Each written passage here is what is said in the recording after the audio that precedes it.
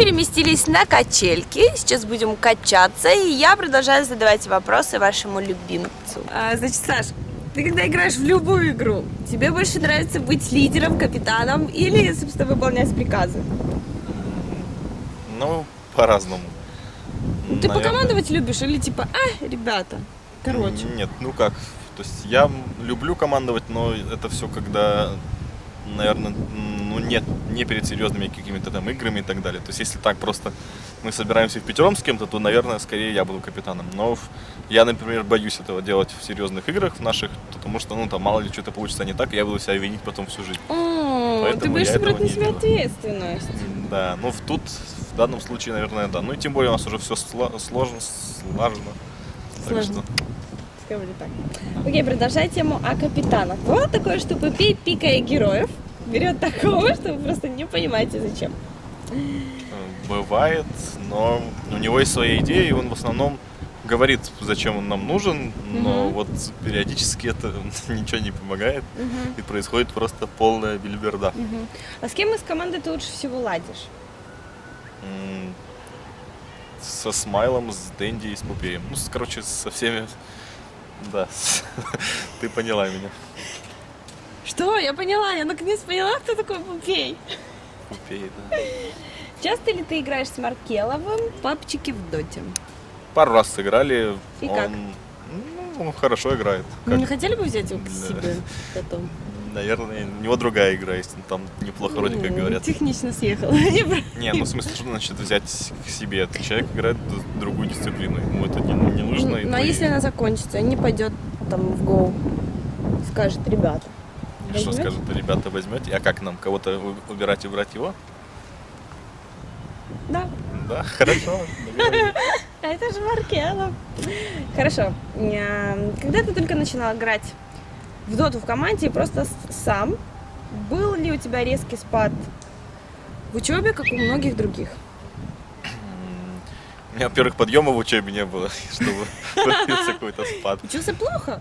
Ну, я ленивый ужасно всегда был. Негодяй. Да, играл и не играл, ну, прогуливал достаточно много.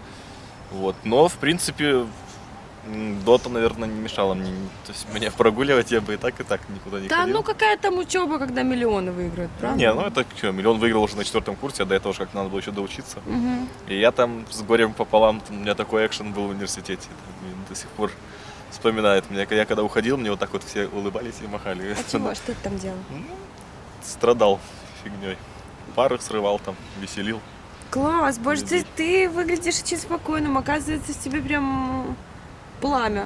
Ну, такое, да. Своя обстановка располагает. Как насчет других команд? Часто ли ты наблюдаешь за другими составами? Редко. Только за своими друзьями. Ну, то есть там, или в основном это украинцы, которыми я там раньше играл, или русские. Вот. За реплей какие-то оппонентов я вообще не смотрю. Очень-очень редко, только когда надо там. Или когда мы все впятером смотрим, но это тоже редко бывает. А так, то есть все, следить за кем-то я не считаю нужным. Все, что надо знать, знают мои друзья. Когда у Нави был состав Полол, ты смотрел за играми, Ни новостями? одной игры не смотрел. Я Нет, сыграл в нее 3, Дэнди меня как-то заманил. Я проклял эту игру, я играл все время одним и тем же героем. Я не понял, что происходит, меня убивали, и я решил, что надо завязывать. Скажи, пожалуйста, вот Киберарена проводит свой постоянный турнир по доте для школьников. Ой, да, я тут хожу туда. Приходилось ли иногда смотреть за играми? Нет. Ты только на себя смотришь. Не, ну я когда-то, сейчас я уже просто не играю, там раньше, когда я играл, такого не было.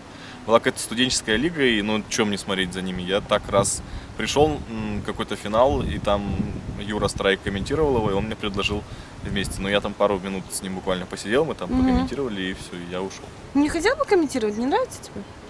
Возможно, и нравится, но... Лишь бы платить. И да, в принципе, вопрос станет в деньгах, ну и если уже комментировать, то надо отдаваться этому, а не так, как типа играю, комментирую, такой. За двумя зайцами не угонишься.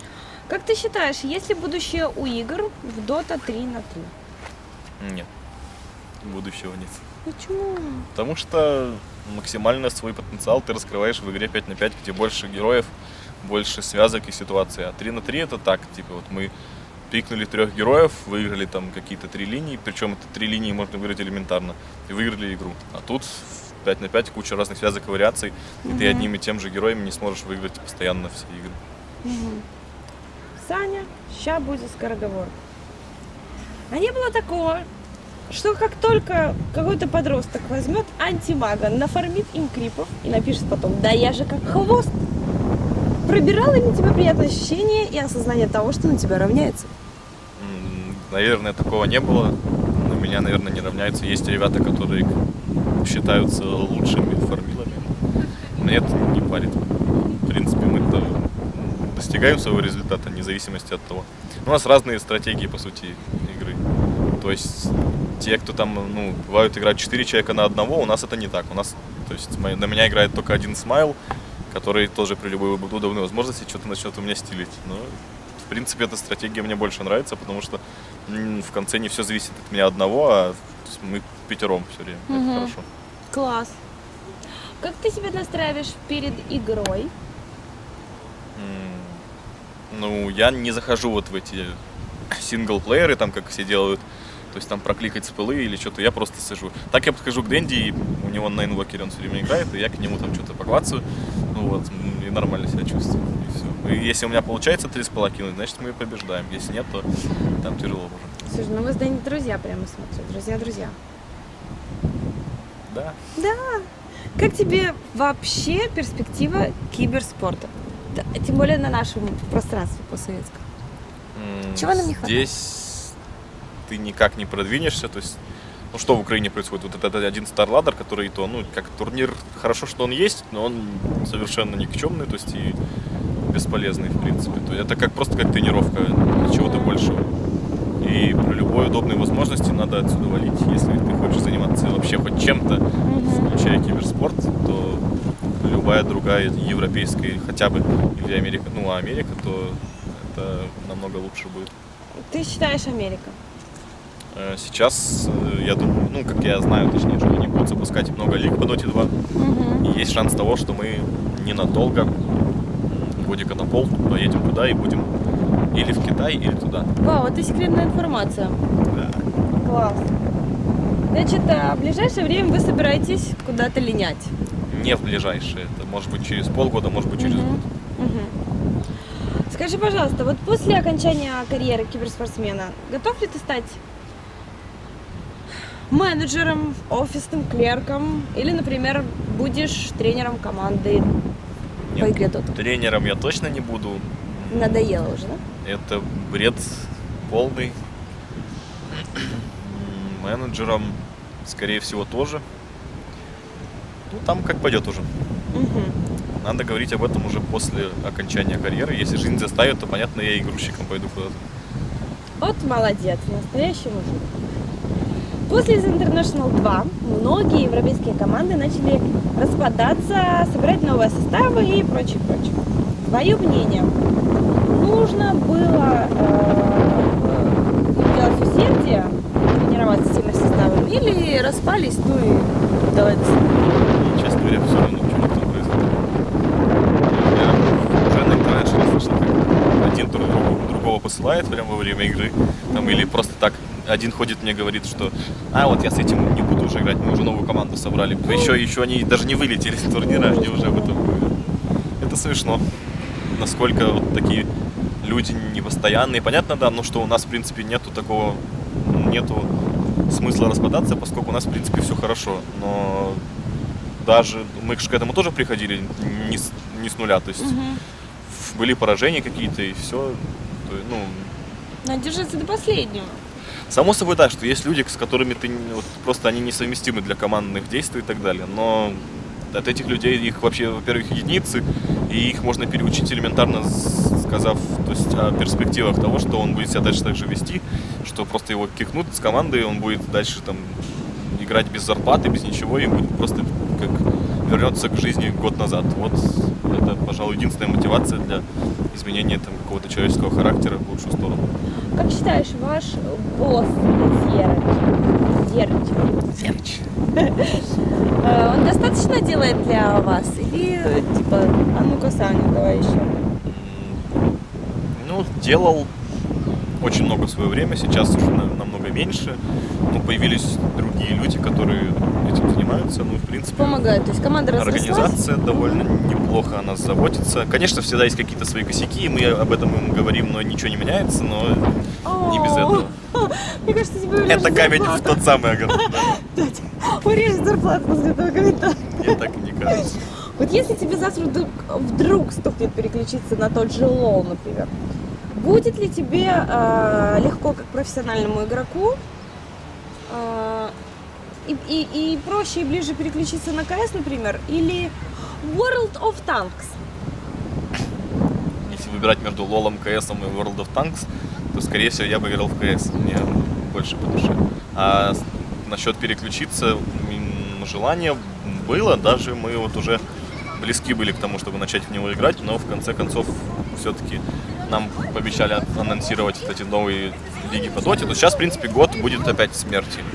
Ничего не будет, никаких турниров, будут всякие старладеры, дримхаки, которые, сейчас уже я не нахожу мотиватора. После первого турнира мне нравилось, то есть, что мы выиграли, и хотелось закрепить все это. Сейчас, то есть, кому что доказывать, если все увидели потенциал Европы и всю ее силу, что она просто отсутствует. И даже если здесь мы кому-то проигрываем, для меня это вообще ничего не значит, потому что, значит, мы несерьезно подошли к этому. Воевать с китайцами, это нужно ехать туда и там просто нереально усердно тренироваться. И тоже, если это делать, то для чего? Просто для победы уже как бы не особо так, чтобы этого хотелось. А для Уже, чего в принципе, хотелось бы? Доказал. Хочется, конечно же, ради денег, потому что, надо выжимать из этого максимум, из того, что ты сейчас имеешь. Деньги просто так, они сами тебе лезут в руки, потому что то, что сейчас происходит, игра элементарная, выигрывать в нее очень легко. И если мы этого не делаем, значит, то есть и моя вина в частности тоже, поэтому надо как-то собираться. А если это 4 месяца просто сидеть безвылазно из-за компьютера и ни за что, то это бессмысленно. Да, черт, вот что же такие перерывы большие. Немного о героев. Как ты думаешь, долго ли еще команды будут бояться Пуджа от Дэнди? Я, кстати, ношу его футболку. Я в ней сплю. Да. Ты спишь в Дэнди? Я сплю в Дэнди. Дэнди во мне. Вот так вот. Как-то умолчал об этом, если так хорошо общаемся, эта инфа прошла. Так, вопрос. Сейчас я вспомнил. Так, Пуджа его, как же значит бояться? Китайцы его банили. Глупые китайцы банили в первой стадии, когда его не пикали. А умные китайцы банили во второй, и они не ошиблись. Пару раз они нам все обломали. Мы уже готовы были 4-м пиком его забрать, но нету. Оп. Да. Его стоит бояться. Это как бы суть не в том, что любая другая команда может его использовать. Герой сам по себе сильный. Просто Дэнди уже, он хорошо знает, что именно надо делать. То есть там пару раз ему в нужных местах оказаться, и игра перевернута в нашу сторону. Особенно если Пуджи и Магина в одной команде, то это да, это уровень. Какие названия интересные, экзотические. Почему перестали появляться, как ты считаешь, в пиках такие герои, как Родм и Спектра? Какой ты первый сказала? Ротом говоришь? Ротом и Рудж, да? Родм и Спектра. Потом. Почему, Сашуля, перестали появляться в пиках такие герои, как Потом и Спектра? Они стали бесполезными. То есть, допустим, по тьме, чтобы сейчас много других кэри, которые при получении фрифарма намного больше станут делать, а отправить ее на какой-то хардлейн, ее там будут убивать просто вдвоем. Сейчас уже люди научились играть. Вот. По поводу спектры... Хотя нет, потом я бы все-таки пикал, но я другое мнение по этому поводу. Ее можно на easy lane отправлять, и если она сильно получит быстро фрифарм, то есть 9 левел, она пойдет помогать всем, и можно быстро навязать какое-то преимущество. Но тоже это не постоянно. По поводу спектры, ей нужно слишком много фармить без участия в драках. И то есть если этого не будет... сейчас есть такие герои, как, не знаю, антимаг нафармит намного больше, медведь сделает намного больше во время, до этого того же радианца спектры. Медведь уже может снести там 4 тавра, тебе собрать керасу, собрать аршана и выиграть игру. Вот, а потом, кто там еще? Ну, все герои. Морф, он сам по себе в драках намного сильнее Спектры. Она такой герой, который даже, то есть, вдвоем с кем-то она не сможет загнобить соло-линию. Это бесполезно, Кэрри. Ну, такой. Да? Ты все поняла?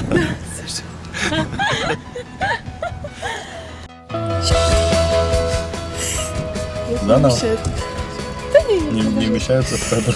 Не вмещается.